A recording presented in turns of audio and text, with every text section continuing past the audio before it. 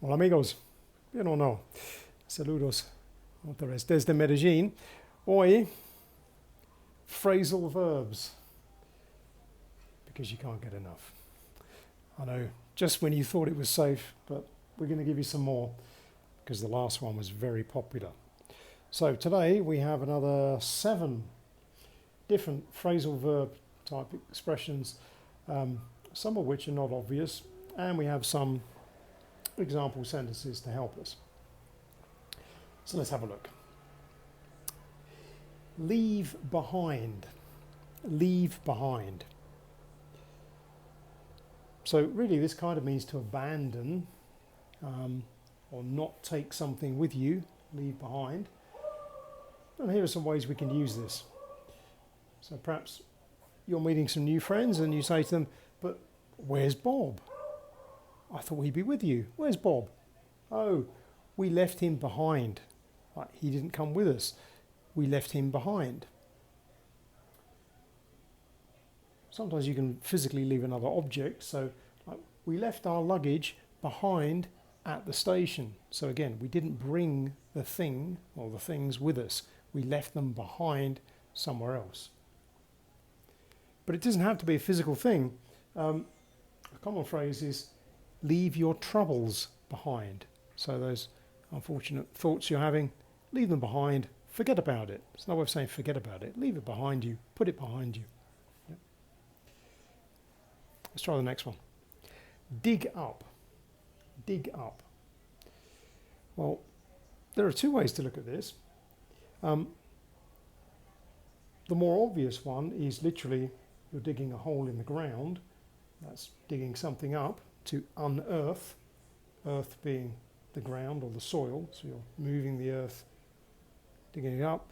And the other way also is to find something, particularly to go and find something out when you're investigating, you're really searching quite hard for a particular piece of information. We use this quite a bit, particularly in like investigative journalism. Dig up some dirt. Now notice dirt as in earth. Dig up some dirt on that politician. Find out something about him that's be really interesting for us to know that he wants to keep secret. Some kind of corruption scandal. Dig up some dirt on that politician. Dig up some information. And obviously, if we're physically digging things up, we could say, I dug up the potatoes. So yesterday I was in the garden and I dug up the potatoes. Just to unearth something. Catch on. Catch on. So catch on generally means to understand something, particularly if you understand something quite quickly. So it's a new idea, a new thought, and you catch on, oh, it's like I've caught that idea really quick. It's my idea and I understand this. But also, we can talk about it like a new trend, particularly in fashion. A new trend, something that if it catches on, lots of people will follow it. Lots of people will do the same thing, wear the same clothes, this kind of thing. Yeah. Let's get some examples. So, if we're talking about a complicated topic and I see that someone's really understood it fast, we could say to them, wow, you catch on quick. You got the idea really fast and you're using it straight away. You catch on quick, you understand really quickly. But equally, I can use it in a more negative sense if I say it's not going to work. I don't believe this is going to be a new trend. So like pink hair, that will never catch on. Never catch on. No one's going to follow that trend. Of course, it could catch on and then it would be a new trend. Settle down. So obviously down, opposite of up, and settle, when something slowly falls to the ground and doesn't move anymore. So to settle down, we can use this as an expression to ask people to be calm or quiet, but also we use it to express a sense of if you have settled down, it's like you're living quietly. You've retired to the country, you settle down, your life is quiet now, it's not frenetic or things like that. So we come into a room and there's maybe a lot of people making a lot of noise and we need their attention, we need them to be quiet. We can say, settle down everyone. So take a seat, settle down, let's calm down, a bit more quiet so we can hear each other. Or, so if we're expressing that we're changing our lifestyle, something less frenetic, less running around, we can say, no, it was time to settle down. I decided to move to the country where it's quiet. It was time to settle down, change my lifestyle. Spell out. Spell out. So, to spell out something, well, it could be, like I'm going to spell this, A, B, C, D, like give the letters. But really, if we're spelling something out, we're explaining something quite emphatically.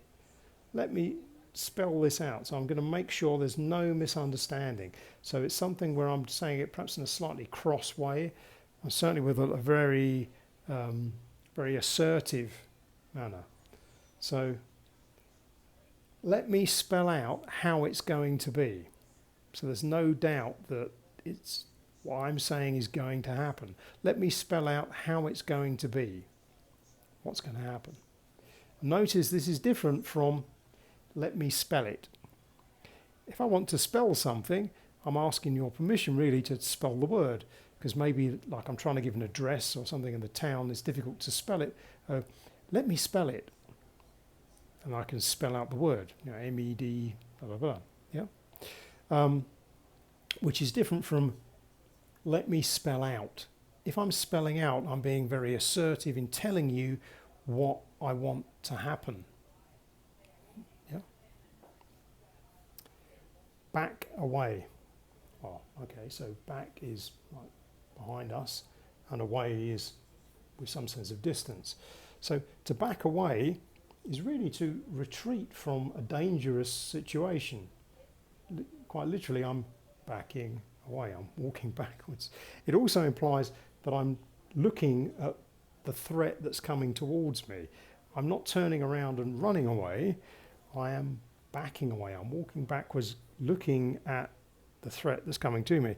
So let's give this the example, you should see it. He saw the bear look at him and started to back away. So you're there in the woods, the bear has seen you, and perhaps he thinks you're lunch, which is not a good idea, so you're going to back away. But keep looking at the bear, because if you take your eye off him, maybe he'll catch you. And the last one we have is carry out. Carry out. Okay, so carry, like pick up bags, move them around. Out instead of in, fairly easier. Two ways we look at this. It can also mean to follow an instruction. So someone gives you an instruction, something they want you to do, you're going to carry that out, you're going to do what they've asked you. But, and again, it can also be a physical move. So physically we're carrying something. So we could carry out the order. Carry out the order. Do what was asked of us. Or I could say, I'm carrying out her wishes. So someone has made it known to me this is something they would like done on their behalf. So I'm carrying out their instruction, really, for them. I'm carrying out her wishes. We carried out the furniture. So again, we've picked up the object, we picked up the furniture, and we've carried it out of the building. Yeah, we've carried it out. So there we go.